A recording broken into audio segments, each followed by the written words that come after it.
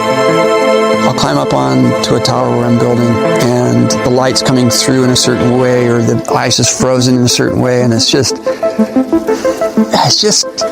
overwhelming how beautiful it is sometimes.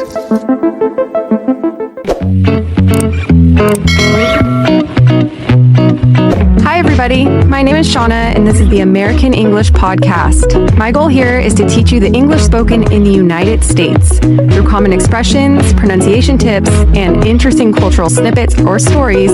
I hope to keep this fun, useful, and interesting. Let's do it. Hi everyone, how's it going? As a content creator, I'm always on the lookout for interesting facts about the United States, as you probably can imagine. And last week on Instagram, a friend from high school posted a picture in the middle of what seemed to be a massive, colorful ice structure. The image was tagged Midway Ice Castles. When I looked into it, I knew it had to be a fun fact for an episode. The Midway Ice Castle is one of 5 massive ice castles in the U.S. Each of these ice castles weighs over 20 million pounds. Every spring, this castle masterpiece melts away, and by fall, between 20 and 40 ice artisans, including many talented ice sculptors and carvers, start building the castle once again. In that introduction, you heard the creator, Brent Christensen, who today remains the lead architect and lead builder on ice castles. The audio was taken from the PBS Utah YouTube page. In today's episode, we'll talk about how ice castles got started and how they are actually created. But before we get to that, I'll teach you a joke, an expression, and we'll do some pronunciation exercises. So let's begin with that joke.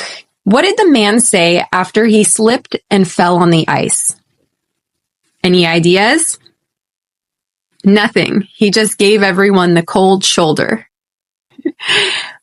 This is an innocent joke, and like most jokes on here, there's some wordplay. The obvious meaning of cold shoulder would mean that your shoulder, so that part of your body that's between your arm and your neck, is cold and icy. But the expression to give someone the cold shoulder means to refuse to talk to them. So if I offend you in some way, you might respond by giving me the cold shoulder. In other words, you might not talk to me. You might avoid me. So the man here fell, and it appears that he was so affected that he didn't want to talk to anyone. He gave them the cold shoulder, and he also literally had a cold shoulder from falling. So let's hear that joke one more time. What did the man say after he slipped and fell on the ice? Nothing. He just gave everyone the cold shoulder. All right, let's move on to the expression of the day, which is when hell freezes over. Let's go through the individual words first, and then we'll go through the meaning and some examples. When is a question word and also a conjunction. When did you eat Lucky Charms cereal? There you hear that question. So at what point in your life, or perhaps at what time of the day? I could respond, I ate Lucky Charms cereal when I was young, right? So in that second example, you have that conjunction. Hell is a noun, and it's a miserably unpleasant place of suffering. In many religions, it's where sinful or wicked people go when they die, and it's often described as a very fiery and hot place beneath the earth's surface. Freezes, or to freeze, is a verb, and it's when liquid turns to ice because it is below the temperature at which water freezes. In Fahrenheit, that's of course 32 degrees, and in Celsius, 0. To freeze over is similar, but it means to become covered in a layer of ice. In midwinter, for example, ponds freeze over, lakes freeze over, sometimes rivers freeze over. They become covered in a layer of ice. When hell freezes over, well, that's a common expression in the United States that means that will never happen. We can use this as a response. For example, if someone asks me if I will become president of the United States, I might answer, when hell freezes over. which is like saying, no way, that will never happen. I would never run for president. And if I was ever nominated or elected, I would probably refuse. So that will never happen. We can also use this in a sentence to express that something will never happen. For example, a mom might tell her son to clean his room, and her daughter might chime in. He'll clean his room when hell freezes over. In other words, Mom, he'll never clean his room. When hell freezes over is an expression that is synonymous with the expression when pigs fly. They're interchangeable. It also is similar to the expression don't hold your breath, which is like saying don't get your hopes up. That won't likely happen. Let's go through some examples to hear how this expression can be used in a variety of different contexts. Example number 1. My best friend is named Nina. She is German and she's also vegan. My husband, who I've talked about before on this podcast, is Brazilian, and he is the biggest meat eater I've ever met. Not to say Brazilians are all big meat eaters, but he definitely is. So when I went to Berlin, we stayed at Nina's apartment, and in the morning she had a breakfast feast awaiting us. She had some delicious German bread, a bunch of organic jams and Nutella, and then of course a big mix of sort of funky, unusual vegetable spreads that Lucas looked at with a very peculiar expression on his face. I remember thinking to myself at that moment, there is no way Lucas would ever become vegan. He'll become vegan when hell freezes over. Like, that just would never happen. Example number 2. My grandma Mary loved to play the lottery. Even though her family didn't have much money, she always scrounged up enough to buy a lotto ticket.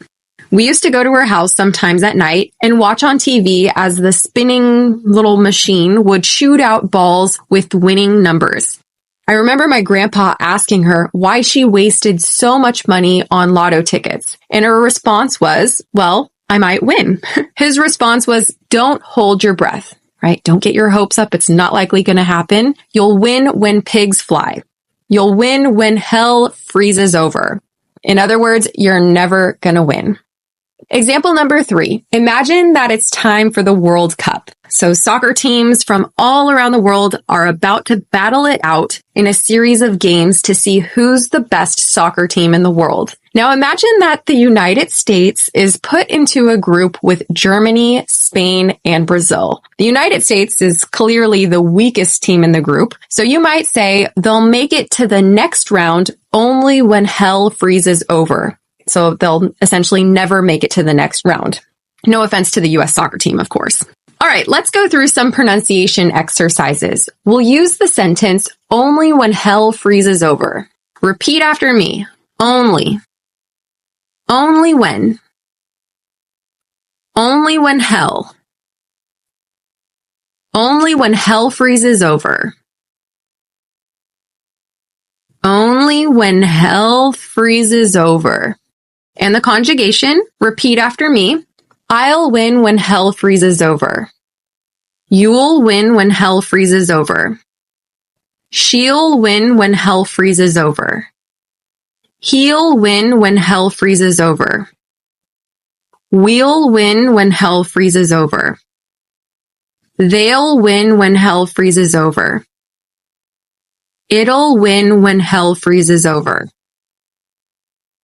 Notice when we contract the pronoun with will, it sounds like ol, ol, I'll, you'll, she'll, he'll, right? We just say it very fast. I'll, you'll, she'll, he'll. This is called a dark L. In order to be able to create that sound, you need to make sure that your tongue retreats back into your mouth and is deep in the throat. This can be a little bit challenging because dark L's do not exist in a lot of different languages. A lot of my students struggle with this. The easiest way to truly get this sound is by dividing the word into 2 different syllables. So start by saying I, ul, you, ul, you, ul. By doing this, by creating that separation, you'll actually practice your tongue muscle and get it into the right position before you actually pronounce the word. Try it a few times, listen once again as I read them through, and then read them all on your own. It'll be a great exercise. Believe me, it'll be a great exercise. On to the topic of the day, ice castles. As I mentioned in the beginning, I stumbled across a beautiful picture of the Midway ice castles on my friend's Instagram page. Ice shot up behind her in streams, creating a majestic backdrop for her and her family. The pictures were taken in Midway. This is a city in Utah, 28 miles southeast of Salt Lake City, and also fairly close to Provo, which is another big city in Utah. The finished castle somewhat resembles Elsa's ice palace in the movie Frozen. Of course, not that extravagant, but for real life, it's pretty insane. In the images, you can see the ice castle, full of archways, full of tunnels, slides, thrones, fountains, caves, towers, and more. It looks like something from a fairy tale. And to make it even more magical, LED lights of every shade shine throughout it once the sun goes down. So how does such a masterpiece come about? Before reading about the creator, Brent Christensen, I was fairly certain that whichever entrepreneur had come up with this idea was trying to capitalize on the popularity of the movie Frozen. But how wrong could I be? Brent Christensen was simply a dad from California who moved out to Alpine, Utah, and became fascinated by the structures that could be built by freezing running water over wooden structures, rebar, planks, and more. He had actually seen his neighbor reroute some water to create a giant ice hill and thought that was, quote, pretty cool. When Brent started, he was not an ice sculpturist, and he didn't quit his day job to take up this new hobby. He actually repaired lawnmowers for a living, but it was seasonal work, so he had some free time. He could experiment, and from what I read, it sounds like his backyard turned into a sort of lab. He made an ice cave for his daughter, but it wasn't until he built an ice skating rink and a 20-foot high ice slide in his front yard that all of his neighborhood started talking about it. Eventually, kids from across town heard about what Brent Christensen had built, and they put on their warm winter clothes and came over to play. By 2008, Brent made a real discovery. He didn't need wood. He didn't need rebar. He didn't need planks to build ice structures. He could actually use ice itself. It was simple. All he needed was icicles, slush, which is like mushy snow, like very wet snow, and running water. After hand placing icicles into the slush, all he needed to do was to run water over it, and all of it would freeze together again. He describes it as a basic welding process. This discovery was also crucial for his business idea to come. Ice-on-ice structures were rock hard. They could support the weight of humans. He could build fortresses. He could build castles, slides, anything that he sought to do. With the popularity of this sort of wintry, icy wonderland that he created in his front yard, he thought he might have a business idea. And so he started to go to a variety of different hotels and resorts to see if they would be interested in having an ice fortress on their property. Most locations rejected the idea, but by the winter of 2011, Christensen had found a hotel in Midway, Utah, that was willing to try anything to bring around more guests. So they gave up a portion of their land to him, and construction began. It was an instant success. The following year, about 20,000 people came through. Then the following year after that, right, so now in 2013, the movie Frozen came out, which ended up being a huge gift to them. According to Brent, that's when the freeways got backed up. That's when a lot of people wanted to come and visit. More people than he had ever imagined. So he hired architects, he hired a CEO, and a gal to respond to the press named Melissa. And for the sake of this podcast episode, I wrote to Melissa trying to see if she could answer some of the burning questions I had about how the ice castle is built, and of course, which one of the 5 is the best. My first real question was about the process, though. So if you go to the website, you'll quickly learn that icicles are the basis for building. But where do they get these icicles from? My first image in my head was Brent Christensen and his 6 kids running around the neighborhood pulling icicles off of their neighbors' roofs. But no, they actually have ice farms at the location where they grow around 10,000 icicles on special racks.